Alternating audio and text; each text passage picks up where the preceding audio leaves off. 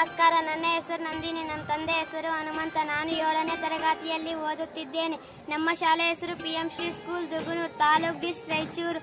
ಇಂದು ನಮಗೆ ಸಿರಿಧಾನ್ಯದ ರೊಟ್ಟಿ ಕೊಟ್ಟಿದ್ದಾರೆ. ಇದು ಬಹಳ ರುಚಿಯಾಗಿತ್ತು.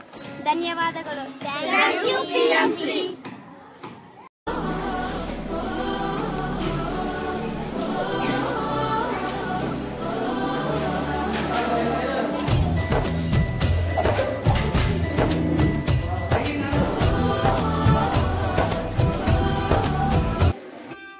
ನನ್ನ ಹೆಸರು ವಿಷ್ಣುವರ್ಧನ, PM ಶ್ರೀ ಸ್ಕೂಲ್ ದುಗುನೂರು.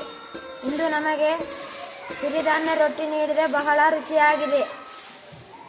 मैं जीवनायक का वो धन्यवाद PM श्री, आज हमको मिलेट रोटी दिए है।